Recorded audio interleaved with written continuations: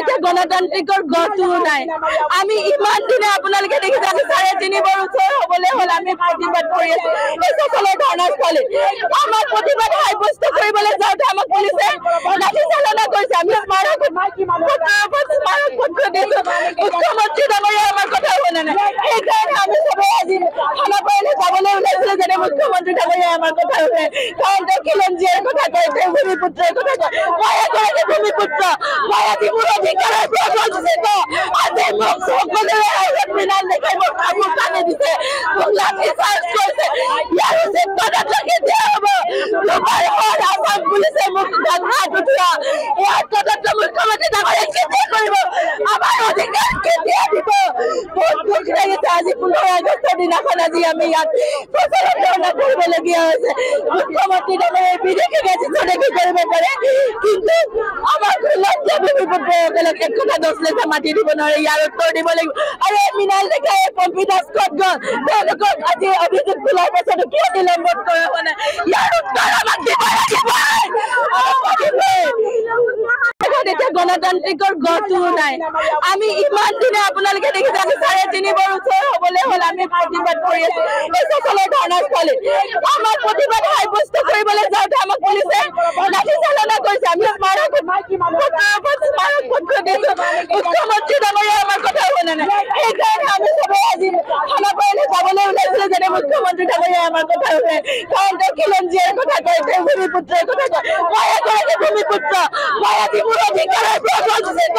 আজি মোক সকলোৱে আগত মৃণাল দেখাই মোক কাপোৰ কানি দিছে মোক লাঠি চাৰ্জ কৰিছে ইয়াৰ উচিত পদক্ষেপ কেতিয়া হ'ব লোপাৰ আসাম পুলিচে মোক হাত উঠোৱা ইয়াৰ তদন্ত মুখ্যমন্ত্ৰী ডাঙৰীয়াই কেতিয়া কৰিব আমাৰ অধিকাৰ কেতিয়া দিব বহুত দুখ লাগিছে আজি 15 আগষ্টৰ দিনাখন আজি আমি ইয়াত প্ৰচাৰত ধৰ্ণা কৰিবলগীয়া হৈছে মুখ্যমন্ত্ৰী ডাঙৰীয়াই বিদেশী গাজী কৰিব পাৰে কিন্তু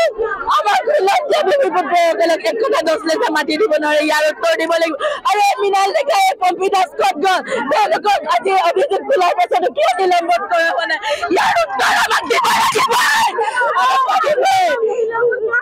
এতিয়া গণতান্ত্ৰিকৰ গঢ়টো নাই আমি ইমান দিনে আপোনালোকে দেখিছে আজি 3.5 বছৰ হ'বলৈ হ'ল আমি প্ৰতিবাদ কৰি আছো এই সকলৰ ধৰ্ণাস্থলী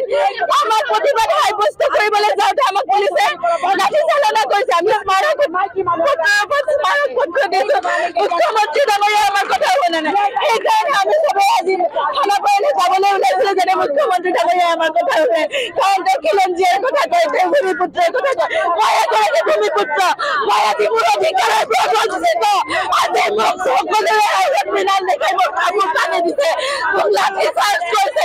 ইয়াৰ উচিত পদক্ষেপ কেতিয়া হ'ব লোপাৰ আসাম পুলিচে মোক হাত উঠোৱা ইয়াৰ তদন্ত মুখ্যমন্ত্ৰী ডাঙৰীয়াই কেতিয়া কৰিব আমাৰ অধিকাৰ কেতিয়া দিব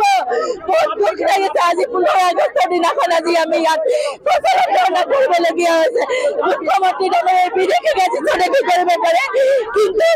আমাৰ লজ্জা ভূমিপুত্ৰসকলক এক কথা 10 লেখা মাতি দিব নোৱাৰে ইয়াৰ উত্তৰ দিব লাগিব আৰু মৃণাল দেখাই পম্পী দাস ক'ত গ'ল তেওঁলোকক আজি অভিযোগ তোলাৰ পাছতো কিয় নিলম্বন কৰা হোৱা নাই ইয়াৰ উত্তৰ আমাক দিব